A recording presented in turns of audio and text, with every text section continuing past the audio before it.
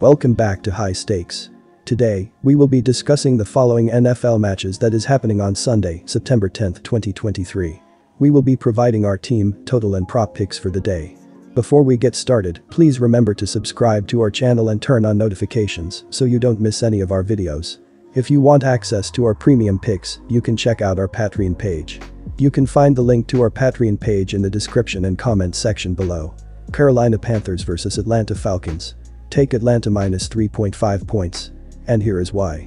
After playing much of 2022 with a QB carousel, the Falcons will begin this season with who they believe to be their franchise quarterback, Desmond Ridder.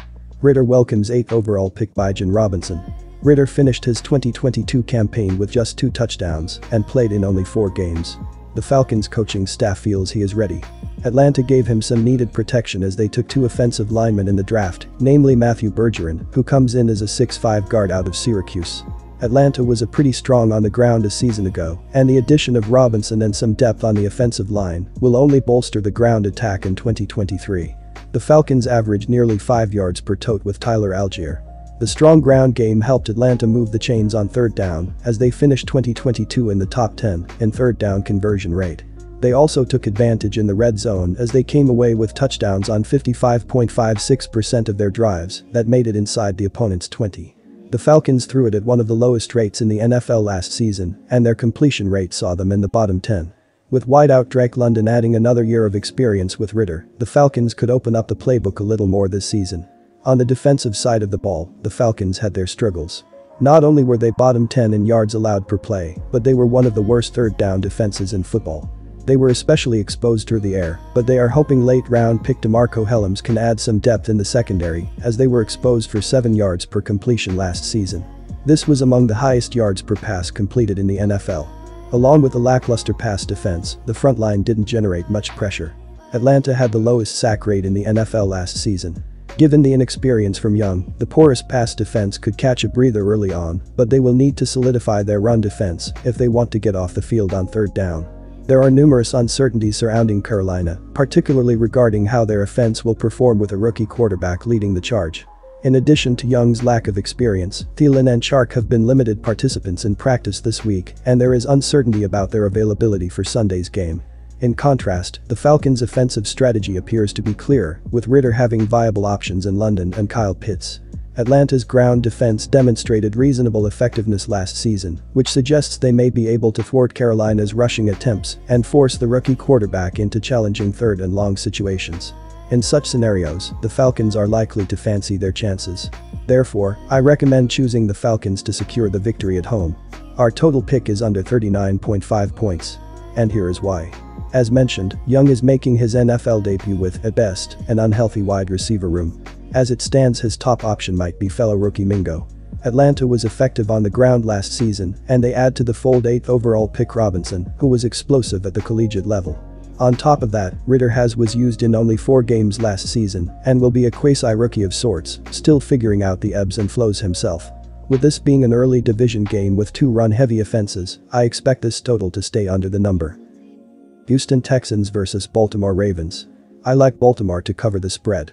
The Ravens enter this season with a healthy Lamar Jackson under center and under contract, having signed the 2019 MVP quarterback to a deal in the offseason that makes him the highest paid signal caller per season in NFL history. If he can stay healthy, Jackson could have a bounce-back year, especially as a passer, under new offensive coordinator Todd Monken. Jackson missed 10 games over the past 2 years due to ankle and knee injuries, but he will look to get Baltimore off on the right foot in 2023 with several new weapons at his disposal. Baltimore clearly placed an emphasis on the wide receiver position this offseason, which suggests Monken's offense could be more pass-heavy than in years past under Greg Roman. Veteran wide receivers Odell Beckham Jr. and Nelson Aguilar were signed as free agents, and the Ravens used a first-round draft pick on wideouts A. Flowers from Boston College. They'll join Rashad Bateman and Mark Andrews as potential targets for Jackson through the air. If Lamar Jackson is back to his old self, I think the Ravens have a really good chance to run away with this one. Baltimore did enough this season to surround him with experienced, talented receivers who could really flourish in the new offensive system. If that is the case, the playbook will open up for the former MVP, who has a lot to prove following injuries and a contract dispute. He has an excellent first matchup against a rookie quarterback in CJ Stroud, who didn't see a ton of action in the preseason and is going into a hostile environment for his first NFL start. The Texans eventually have a chance to be better than they were last season, but the learning curve is going to be obvious in week 1. According to Pro Football Network, teams favored by more than 7 points in September are 13-8 ATS, 61.9% over the last 3 seasons. I'm expecting the more experienced Baltimore Ravens to pull away in the opener and spoil Ryan's head coaching debut. Give me the under as total pick, and here is why. Even if Baltimore's offense does have the potential to put points on the board this season, keep in mind the Texans have a rookie QB starting on the road against one of the top defenses in the league.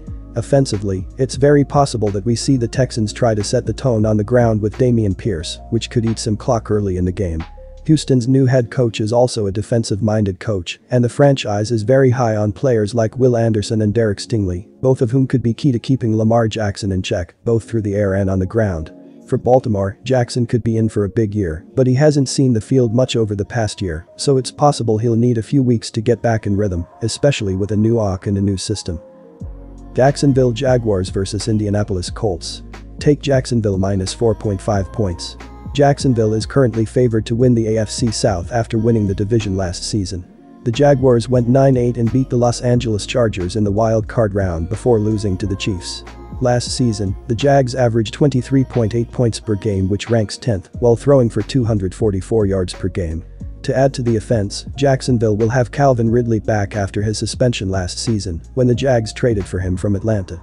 Jacksonville still has Trevor Lawrence under center, who took a big leap last season and will likely only get better this season. Defensively, the Jaguars allowed 20.6 PPG last season, which ranks 12th as opponents average 250.47 passing yards per game and 114.76 rushing yards per game. The defense did get better as the season went on, and Jacksonville went out and added defensive tackles Michael Dobb and Henry Mondeau. The Jaguars are also an aggressive secondary that hunts turnovers. Jacksonville wore t-shirts "Think Takeaways" and entered this game against a rookie quarterback. That remains the motto.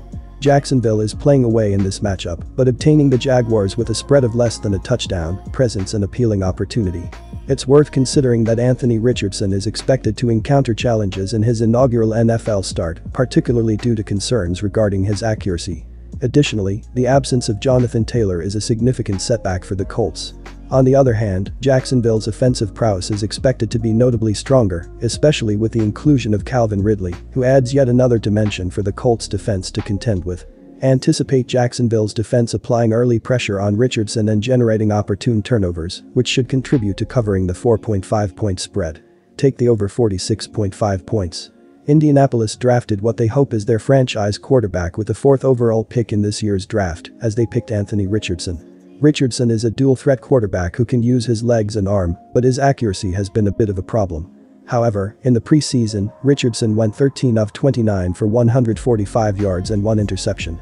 The Colts on offense will be without running back Jonathan Taylor, who is on the pup as he has also asked for a trade. With Taylor out, Zach Moss is listed as the starter, but he's questionable for week 1, meaning it could be Dean Jackson and Evan Hull carrying the load.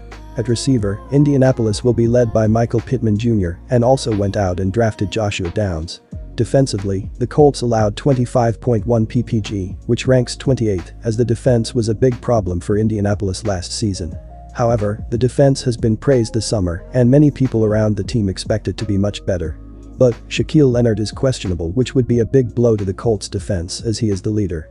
The over 46.5 points in the Colts-Jaguars game is also the way to go here. Jacksonville's offense is more potent than it was last season, while the Colts defense did struggle last year, and with Leonard potentially out, it leaves a big hole in the linebacking core. Also, Richardson should be able to make Indianapolis's offense better than it was last season, but his issue with turnovers will lead to points for Jacksonville, which will help the over hit here. Last season, in the 2 games between these two, the over went 1-1 with the over happening when the game was in Indy.